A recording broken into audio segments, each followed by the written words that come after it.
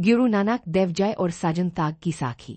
बहुत समय पहले की बात है, एक नगर में एक व्यक्ति रहता था जिसका नाम साजन ताग था। बाहर से वह बहुत सज्जन, मीठा बोलने वाला और धार्मिक दिखाई देता था, लेकिन अंदर से वह बहुत चालाक और ठग था। उसने रास्ते में यात्रियों के लिए एक बड़ी सुंदर सराय बनाई हुई थी। जो भी यात्री वहां रुकता, सज्जन ठग उसका बड़े प्यार से स्वागत करता। वह उन्हें अच्छा खाना देता, आराम करने के लिए कमरा देता और मीठी बातें करता। लेकिन रात होते ही वह यात्रियों को लूट लेता और कई बार उन्हें मारकर उनका सामान छीन लेता। लोग उसकी असलियत नहीं जानते थे, सभी उसे अच्छा आदमी समझते थे।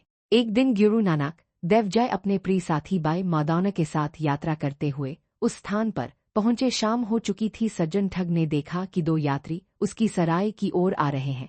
उसने सोचा कि आज अच्छा धन मिलेगा। वह तुरंत मीठे शब्द बोलता हुआ उनके पास आया और बोला, आइए महात्माओं, मेरी सराय में विश्राम कीजिए, मैं आपकी सेवा करूंगा। गुरु नानक देव जी सब कुछ जानते थे, फिर भी वे शांत भाव से वहां ठहर गए। सज्जन ठग ने उन्हें सुंदर कमरे में ठहराया, अच्छा भोजन दिया और सोचा कि रात को इनका सामान लूट लूंगा। रात का समय हुआ। गुरु नानक देव जी ने भाई मर्दाना से कहा, मर्दाना रबाब बजाओ। भाई मर्दाना ने रबाब बजानी शुरू की। फिर गुरुजी ने मधुर वाणी में शब्द गाना शुरू किया।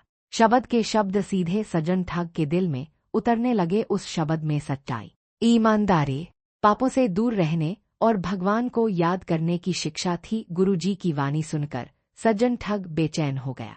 उसे अपने सारे बुरे कर्म याद आने लगे। उसे याद आया कि उसने कितने यात्रियों को धोखा दिया, कितनों का धन छीना, कितनों को दुख दिया। उसका दिल कांप उठा, उसकी आंखों में आंसू आ गए। वह दौड़कर गुरु नानक देव जी के चरणों में गिर पड़ा और रोते हुए बोला, मुझे क्षमा कर दीजिए, मैंने जीवन भर बहुत पाप किए हैं, मैं लोगों को ठगता रहा।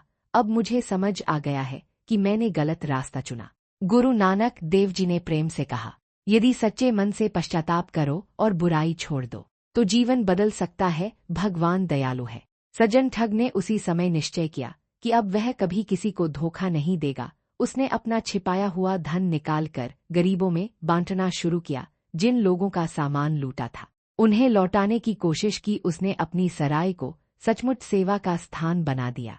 अब जो यात्री वहां आते उन्हें वह ईमानदारी से ठहराता, भोजन कराता और सम्मान देता। लोग हैरान थे कि इतना बड़ा ठग कैसे बदल गया। यह सब गुरु नानक देव जी की वाणी और कृपा का असर था। उन्होंने बिना सजा दिए, बिना क्रोध किए, केवल प्रेम और सत्य से एक पापी इंसान का जीवन बदल दिया। सुबह होने पर गुरु नानक देव जी और भाई मर्दाना आगे यात्रा पर निकल पड़े। सज्जन ठग फोल्डेड हैंड्स के साथ खड़ा रहा और गुरु जी को नमन करता रहा। उस दिन से वह ठग नहीं रहा, वह सच में सज्जन बन गया।